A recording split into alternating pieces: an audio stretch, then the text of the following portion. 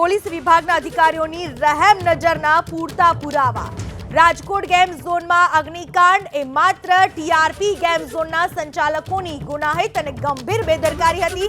એટલું જ નહીં, એમને પોષવામાં રાજકોટ મહાનગરપાલિકા અને રાજકોટ પોલીસની એટલી જ ભૂમિકા હતી અને આ ખુલાસો ગઈકાલ સવારથી જ એબીપી અસ્મિતા સતત કરતું રહ્યું છે। અગ્નિકાંડની અંદર હું ફરીથી કહું છું, સાચા અર્થની અંદર જે સસ્પેન્શન છે તે હજી નાના અધિકારીઓ પૂરતું જ છે। મારો સવાલ ગુજરાત સરકારને છે, રાજકોટ પોલીસ કમિશનર વિરુદ્ધ કાર્યવાહી કેમ નહીં? રાજકોટ પોલીસ કમિશનરની ઓફિસથી જ આજે પણ હતું લાયસન્સ ઇસ્યુ થયું હતું 1 મહિનાનું। ગઈકાલે મેં પ્રયાસ કર્યો તો રાજકોટ પોલીસ કમિશનરને પૂછવાનો, ત્યાં સુધી બોલતા પણ નહોતા। રાજકોટ પોલીસ કમિશનર જાતે ઊભા થઈને નીકળી ગયેલા, જ્યારે એમને મેં કહ્યું કે તમે 1 મહિનાની પહેલાં પરમિશન આપી પછી રિન્યૂ કરી, અને એ વખતે એમનું કહેવું એમ હતું કે ફાયર બ્રિગેડમાં અરજી કરેલી હતી। હકીકત એ છે ફાયર બ્રિગેડમાં એક પણ અરજી નથી થઈ, અને એવું આરએમસીનું કહેવું છે। અને જો બંને કમિશનર અર્ધ સત્ય કહે છે તો બંને કમિશનર વિરુદ્ધ ભૂપેન્દ્ર પટેલ સરકાર કેમ ગુનો નહીં નોંધે? હું ફરીથી કહું છું, આ જે પણ થયું એ આરએમસી અને રાજકોટ પોલીસ કમિશનર આ બંને ઓફિસની રીતસરની લાપરવાહી ગણો તો લાપરવાહી, મિલીભગત કહો તો મિલીભગત, અને વજુભાઈ વાળા ભારતીય જનતા પક્ષના નેતા, એમના શબ્દોમાં કહીએ તો વહેવટ થયેલો હતો, એના કારણે થયું જ। ગઈકાલે હું દમખમ સાથે કહેતો હતો મારી જોડે પુરાવા છે, રાજકોટ પોલીસે આ પરમિશન આપી હતી। કેમ ભાઈ, કયા અધિકારથી તમે રાજકોટના આ વ્યક્તિને તમે પરમિશન આપતા હતા? એ પ્રદીપ ડવ અત્યારે વાર્તા કરે છે કે એની બહાર કાર્યક્રમ હતો। શ્રીમાન પ્રદીપ ડવ, તમે પણ મેયર હતા, આખો તાબૂત બાંધેલો હતો, તમાશો જોતા હતા। ભારતીય જનતા પક્ષના નેતાઓ રાજકોટના તમાશો જોયો છે, અધિકારીઓ તમાશો જોયો છે, એમના પરિવારના દીકરા દીકરીઓ મોજ મસ્તી લૂંટી છે ત્યાં। એટલે જ નિયમોથી વિરુદ્ધ, હું ફરીથી કહું છું, નિયમોથી વિરુદ્ધ રાજકોટ પોલીસે પરમિશન આપી છે। કોઈને એક કાર્યક્રમ કરવો હોય ને તો દુનિયાભરની ઇન્ક્વાયરી કરો છો, અને કમિશનર એમ કહેતા હતા એને બિલો મૂક્યા એટલે મેં પરમિશન આપી। શ્રીમાન રાજુ ભાર્ગવજી, તમારો વિભાગ એક દિવસનો કાર્યક્રમ રાજકોટમાં કરવાનો કેટલા ધક્કા ખવડાવે છે પૂછી લો। હું ફરીથી કહું છું, આ માનવ સર્જિત દુર્ઘટના છે, અને સસ્પેન્શન માત્ર ડેપ્યુટી એન્જિનિયર, એક્ઝિક્યુટિવ એન્જિનિયર પૂરતી વાર્તા ના કરશો। જે રીતે હિરેન કહેતા હતા, તમામ વખતે તમે ક્રેડિટ લો છો, કોઈ ચોર પકડાય, પેલા 4 બાઇક પકડાય તો ફોટા પડાવડાવો છો મીડિયાને બોલાવીને, લો જવાબદારી। અને હું ફરીથી કહું છું ભૂપેન્દ્ર પટેલને, આ અહીંયા જો તમે બક્ષા ઉચ્ચ અધિકારીઓને તો ગુજરાતમાં ફરી એકવાર તક્ષશિલા કાંડ પણ ગમે ત્યારે થશે, હરણીનો બોટકાંડ પણ થશે, મોરબી પણ થશે, અને રાજકોટ પણ થશે, અને પછી તમે દોડશો ને હું દોડો, હરસંઘવી પણ દોડશે।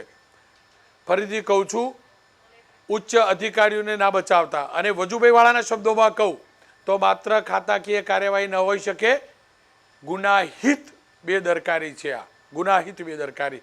જો કાનૂનમાં આનું પ્રાવધાન નથી અને તમે ઈચ્છો છો ભવિષ્યમાં આવું ના થાય, તો હવે જ્યારે વિધાનસભા મળે એટલે કાનૂન પાસ કરજો, કાનૂન બનાવજો કે જે તે જવાબદાર, જે તે અધિકારીની જવાબદારી રહેશે। બાબુશાહી બહુ થઈ ગઈ। અહીંયા જો બાબુશાહીને હાવી થવા દીધી ને તો આવું જ થશે।